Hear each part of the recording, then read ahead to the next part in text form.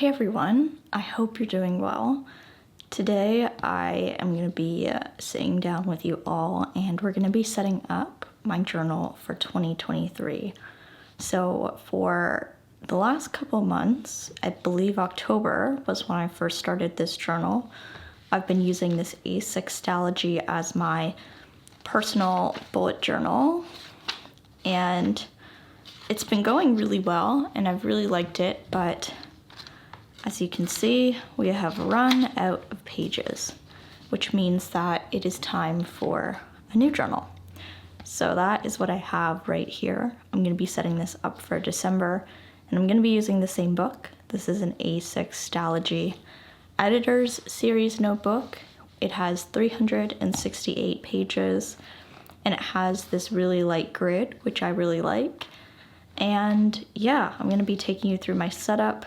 One thing I'll mention is I did pencil in a couple guides for myself. I wouldn't do this if I were setting up the journal off camera, but just so that the video isn't me penciling something in, erasing it, repenciling it in, and wasting time, I'm just gonna have these guides here just so that it goes a little smoother, but that's all I've done so far. The rest of it will be real time on camera, so maybe grab a cozy drink, grab your own journal, and I hope we can all just hang out, relax, maybe do some journaling, and have a good time. So I'm gonna get started. I hope you enjoy the video, and I'll jump back in after I've gone through and set up the pages, and we'll do a little flip through together. So I'll see you guys in a bit.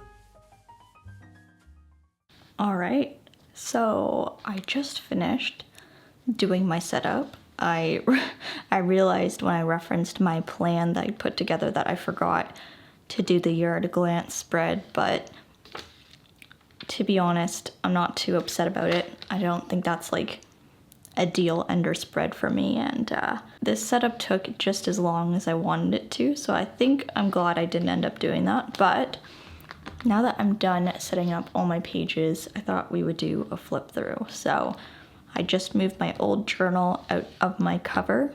This is the cover I keep my journal in. It is a A6 cover by the Superior Labor, and it's in the natural leather. So it comes looking like this, and I've had mine about 8 months. So it's kind of changed colors and darkened quite a bit. And this is an A6 stalogy. So the first page I have is my key page. I am really bad at picking cover pages, so I prefer to just make it easy for myself and create a key because I know I need it and it makes sense to put it first. So that's what I did here. After my key, I set up my index pages. I gave myself 3 pages for index space, which I think should be good. And it's gonna seem a bit weird that I made this page because the stalogy notebooks don't have numbers, but the reason why I still wanted to make it, even though I don't plan to number the pages in this notebook, is I still wanted to kind of have a spot where I could see an overview of different notes and where those notes are in placement compared to my months in my collections, because in this journal I would, let me see if I can find an example.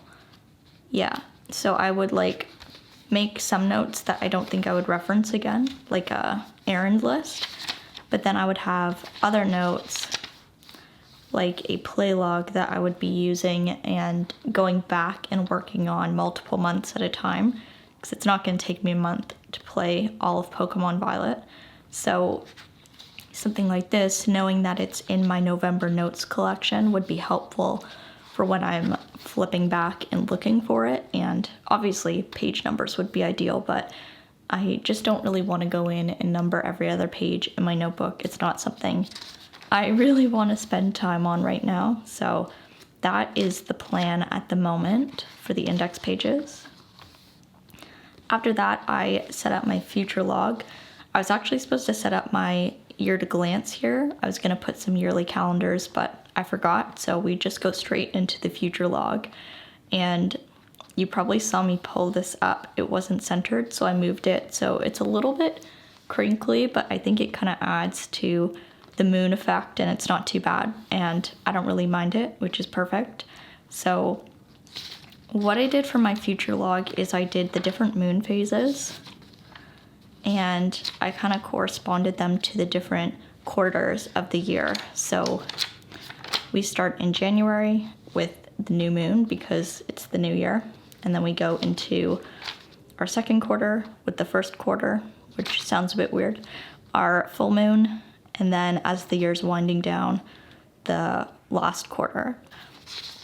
I get all my moon phases in printouts from my Sora calendar, which I'll show you here. It looks like this. It's this calendar that you get for the entire year, and each day has a day and a printout of the moon phase, and some of them have like really cool illustrations.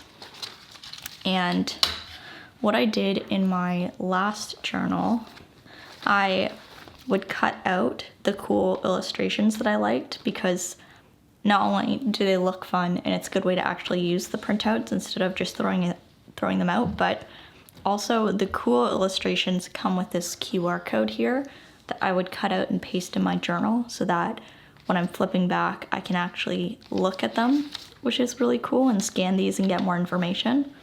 So I knew I wanted to continue that in this journal, and I'm gonna buy another one of these calendars for 2023, but because I have a lot of extra printouts as well, I thought it'd be cool to carry it into the yearly setup and do a little kind of moon phase on either side of the quarters. And then for each future log, for each quarter of the year, I'm just gonna write down in list form, very similar to kind of the original bullet journal method, the different dates that I have, because I'm planning to keep my personal calendar fully analog this year. So after my future log, I just set up 2 more collections. I like to keep my yearly setup very simple because I prefer to just add notes in collections as I need them instead of creating a bunch at the beginning of the year, which I find to be just like a very time consuming and kind of tiring. So I have my Future Plus page on the left. This is just for any overflow events that go past 2023. And then I have my 2023 projects page. So these are just different things, either bucket list or projects or tasks that I want to do throughout the year. I'm not going to put tasks in my future log. I'm going to save this for events, but if I know in December of next year I need to buy, I don't know, Christmas lights, then I can write that down and I'll have that here to reference when I'm planning December later in the month. And then that's kind of it for the setup. I just moved a couple things over as well before I finish this off. The first thing is I use these metal tabs by Midori to mark off sections in my journal. So I have one here for the future log, and then I'll add another one for my monthly once I set that up. And then I also use this book dart in gold. It's patinaed a lot, so it looks brown now, but I use this to mark the daily log that I'm on. So those are kind of the tools that I use within the journal to keep me organized and help me have a better idea of my place. And that is the full setup. Very simple, very fast. So fast that I, in fact, forgot some spreads, but all the ones I needed are in here, so that's kind of all that counts in my mind. And I hope you enjoyed seeing how my setup went, the full process. I don't think it took very long. I think it took me under an hour to do this, and I was really taking my time and listening to like some chill jazz music and enjoying myself. But yeah, that was kind of the setup. I hope you enjoyed coming along with me, and I hope you guys have a great rest of your week. Bye everyone.